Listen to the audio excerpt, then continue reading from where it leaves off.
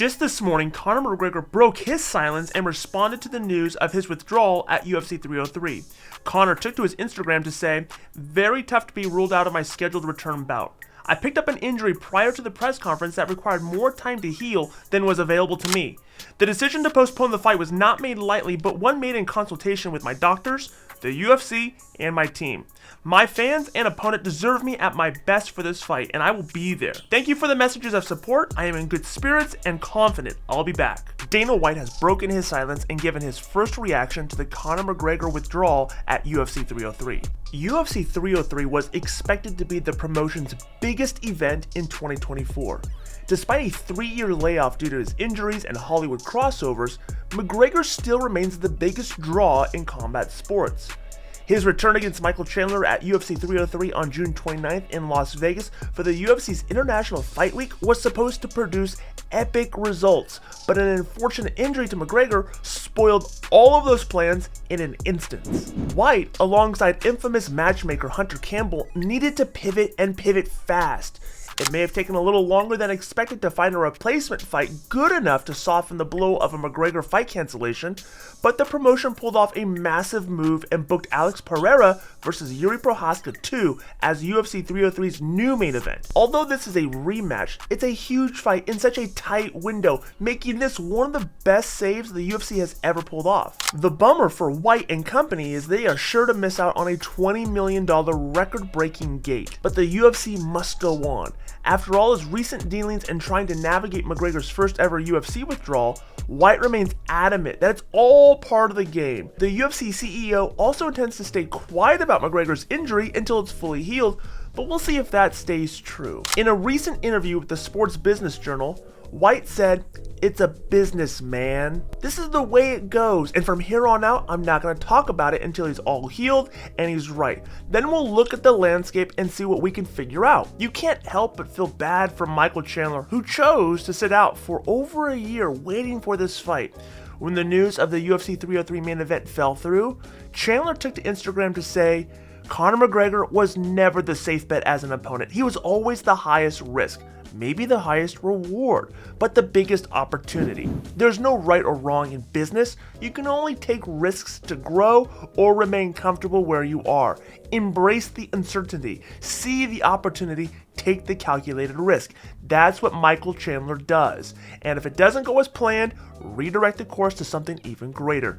Our respect to the man who represents the fight world better than anyone we've ever known. No fear, no limits, no excuses. Make hard work your passion. Who cares who's on the other side of the punch? It's a disappointing setback for Chandler's long, patient wait for McGregor's readiness to return to the octagon. It's uncertain if the fight will be rebooked for a later date or if the UFC will move on from the matchup.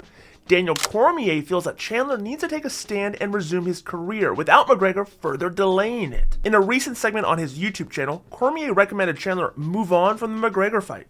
Ben Askren yesterday on Funky and the Champ said he thinks that it's over for Conor. He doesn't believe that we'll ever see Conor fight again. I was trying to disagree with him, but now that it's a reality, it's very worrisome. I don't know what my thoughts are about his fighting future, especially knowing what his life looks like outside of fighting. This guy lives the biggest life in the world. He lives a life that's so extravagant, that's so fun, that is so filled with adventure and other things. I don't know people could blame him if he wants to walk away from this. You gotta think and weigh your two options of life. One, be on yachts, boats, parties, having all the fun in the world. Now you're an actor.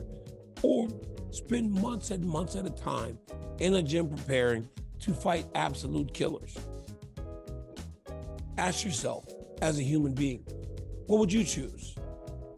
Most of you would choose option A, where you're not sweating as much. And if you're sweating, you're jumping into oceans right after to cool down.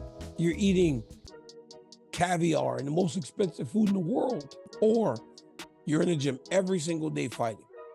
Most people would not even look at option B. Michael Chandler does not live that life. Michael Chandler still needs to fight. Michael Chandler, it seems like he needs Conor McGregor, but I don't know that he does. Because when you talk to Mike, his goals have not changed. He still wants to be world champion. I don't know that even if he wins, if this fight moves him closer to being world champion. He's got some options. He's got some things to weigh going forward, because I don't know that he should wait anymore. I think it's time to move off of this. And I believe that the overwhelming sentiment is that he's done. I thought Conor McGregor was going to come back because, to me, Conor McGregor is a fighter. But I'm starting to think, I know skill for skill, the Conor McGregor of 2015 isn't the same guy. But I thought that the star was still the same. I just don't know that he wants to fight, especially right now. You know, they said this thing might get rescheduled for later in the year, hopefully, but I think most people are very skeptical that we will see Conor McGregor in 2024. And if we don't, the more time that passes, the less likely it is that he ever steps in the octagon again. On Friday, a photo surfaced on Instagram that appears to show Conor McGregor with an apparent leg injury. McGregor isn't using crutches, but he is wearing compression socks, and his leg does seem to be swollen. While it is unknown exactly what is happening with McGregor's leg, former UFC middleweight champion and current color commentator Michael Bisping has inside information that the injury is the same leg that the Notorious broke against Dustin Poirier 3 years ago. Bisping recently spoke to John McCarthy about the issue and had the following to say. I should have known though. I was on a movie set last week and I was working with Big John McCarthy, a man that is an absolute authority on mixed martial arts. And he told me in no uncertain terms, this fight is not happening. He's injured. He's hurt himself. His leg, the leg that he broke, that snapped against Dustin Poirier, the titanium shin bone has failed. My foot was a balloon. Okay, that's what Big John said.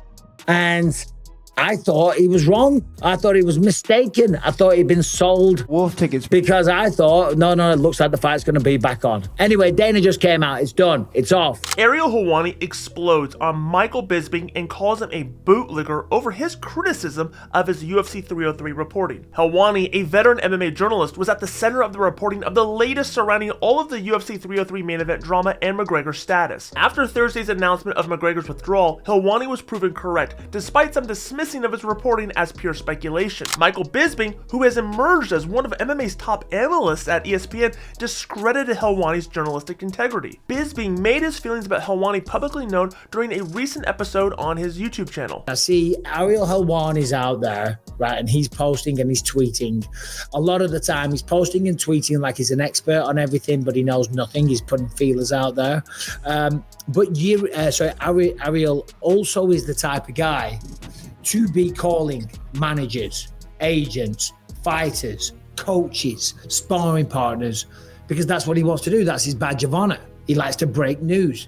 Do you know what I mean? I'm much like you or anyone else. I obviously am involved with the sport. I'll be commentating this weekend and I have contacts and stuff like that. But if I hear of a situation, I'm not doing investigative journalism, trying to find out, like my life depends on it, and I will risk everything so I can be the one to break it, you know, because who gives a and it's none of your business. Do you know what I mean? What will be.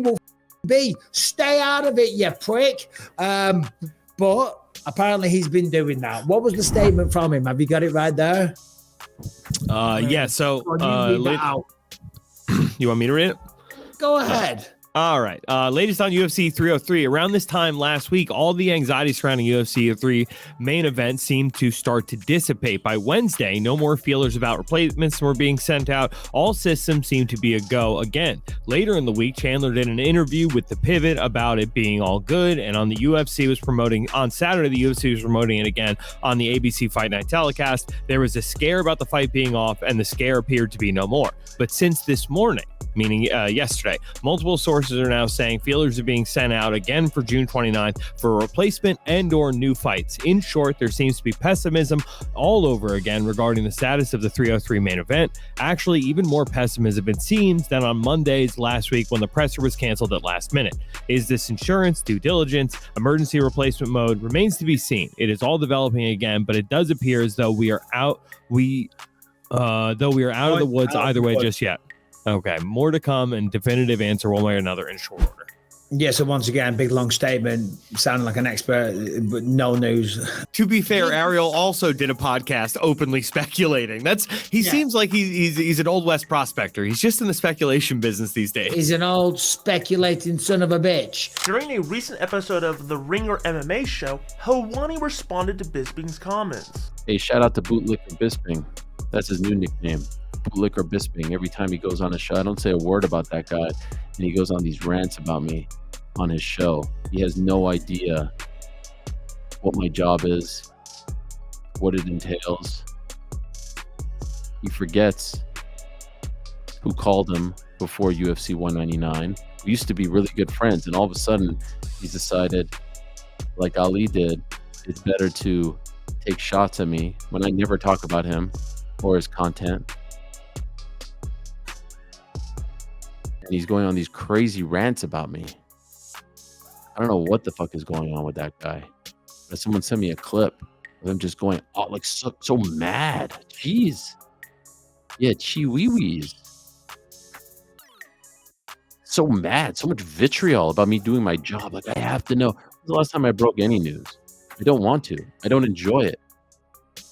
But everyone's just sitting there not touching this. I don't know if there are no journalists left. I don't know if no one knows how to do the job. I don't know what it is, but it was just sitting there like a basketball. And so we had to do the work. The work had to be done. And people were saying I was dragging this out. People were saying I wanted this. You think I wanted this? Get the fuck out. Conor McGregor being out. You think I wanted this? And I don't blame the UFC either. They pulled the rabbit out of their hat again. But there's a lot of bootlickers out there, led by Captain Bootlicker himself. It's okay. You'll get that slap fighting gig. It's okay. It's okay, man. Don't worry about it. Them YouTube views will keep coming. Don't worry. What happens when you chase the YouTube views? Yeah.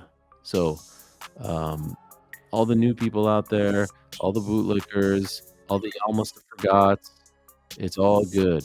I'm just here doing my thing, reporting the news, reporting the facts, and still batting 1,000. You understand? Alex Pereira posted the video of him accepting the fight at UFC 303. Não, beleza, fechou. Let's go. Porra, como que não vai ficar feliz, velho, com a notícia dessa? Você dá risada, né, bicho? Você dá risada, né? Pô, é isso aí, vamos lá, velho. Porra, joia, valeu, obrigado, velho. Tamo junto. Beleza. Vai me falando. Não, a gente tá trampando pra caramba aqui. Mas tô treinando também, pô. Você vê aí, pô, não tá acompanhando não, pô. Beleza. Chama, valeu. Que deu? Las Vegas. Que foi? Vou entrar no lugar do McGregor. Mano, tá zoando. Sério, pô? Tá de brinca. É sério? Vai meter a porrada. Vai meter a porrada. Aqui. Let's fucking go. Aqui. Let's fucking go. Tem situação que tem que olhar a planta do banco, nessa a gente vai montar no carro e vamos roubar essa porra. Vambora. Sobe no... Alex Pereira is unexpectedly just 14 days removed from his scheduled second title defense. At the very last minute, Pereira has agreed to step in for Conor McGregor, rematching Yuri Prochazka for the scheduled second title defense of his light heavyweight crown. Pereira is not supposed to be fighting in 2 weeks. He's been on a seminar tour in Australia promoting himself and recovering from broken toes. Nevertheless, he has agreed to step up and save the UFC 303 card, risking it all on short notice. This is not the first time Alex Pereira has stepped up to headline a UFC event on short notice. The first time Pereira and Prochazka fought was at UFC 295 in Madison Square Garden, and the duo replaced John Jones versus Stipe Miocic as the main event after Jones' pectoral injury. Then, then, Pereira stepped up to headline UFC 303 when the UFC couldn't line up another worthy main event, but his bout versus Jamal Hill was initially planned for UFC 301. As a huge fan of Alex Pereira, I can only hope that he is getting paid well for continuously stepping up to save the day. It's certainly building his legend in the eyes of most fans. Alright, let's take a look at the top 3 comments left on yesterday's video. At John Davis 9926 says, I like Yuri alright, but he definitely tries a little hard to be this martial arts character from old Jean-Claude Van Damme movies. That's a bit silly to me. He's more or less a brawler. I do kind of like his look though. At Teen Dean Klein says, John, so much pride. You know you'll get beat and that's why you're so afraid to fight him. We all saw the fear in your eyes. I can see it in your eyes. At I don't know what that, guys, we need to pick better handles here. But this guy says, Curtis is 100% correct about John. Bro is not a heavyweight. He looks obese and he looks like his body is hurting. He's already torn his pec from wrestling. Ha ha ha. His body is telling him to get back down to a healthy weight, but he refuses to listen. If you want your comments highlighted on tomorrow's video, simply comment down below. We'll highlight the top best comments, good, bad, or indifferent, and feature them in tomorrow's video. And that does it for today's video, but make sure you're liking this video, subscribing to this channel, and clicking the bell notification so you can get notified every time we drop a new video. And in case you missed it, check out yesterday's news.